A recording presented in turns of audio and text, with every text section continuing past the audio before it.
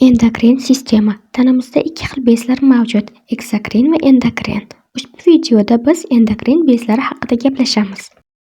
Bularga kanallar bo'lmagan va gormonlarni to'g'ridan-to'g'ri ko'krak qafasiga chiqaradigan bezlar kiradi. Butun tizimning markazi gipotalamus, gipofiz va epifiz bezidir.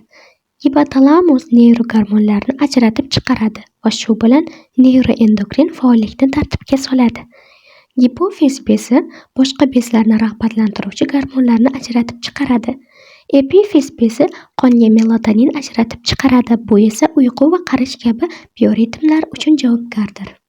Gipofiz old va orqa bo'limlarga bo'linadi. Ular mos ravishda adenogipofiz va neyrogipofiz deb ataladi. Adenogipofiz boshqa bezlar ishini tartibga soluvchi maxsus gormonlar ishlab chiqaradi. Keling, ularni batafsilroq ko'rib chiqamiz. Tireotrop gormon qalqonsimon bez faoliyatini rag'batlantiradi. Qalqonsimon bez esa o'z navbatida tiroksin, triiodtiranin, kalsitonin kabi gormonlarni ishlab chiqaradi. Adenokortikotrop gormon ta'sirida buyrak usti bezlari mineralokortikoidlar, glikokortikoidlar, adrenalin va noadrenalin ishlab chiqaradi. Follikula stimullovchi gormon jinsiy bezlarga ta'sir qiladi. Ushbu gormon ta'sirida ayollarda estrogen va progesteron, erkaklarda esa testosteron ishlab chiqaradi.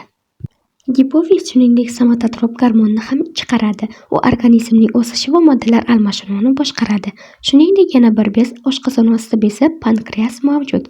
Uning dum qismida maxsus alfa, beta va delta hujayralar joylashgan bo'lib, ular Langerhans o'rg'ilchalarini tashkil qiladi. Har bir turdagi hujayra o'z gormonini ishlab chiqaradi. Alfa hujayralar glikagon ishlab chiqaradi. U ishtahani, chanqoqlikni oshiradi va qondagi glyukoza miqdorini ko'paytiradi. Beta hujayralar insulin ishlab chiqaradi.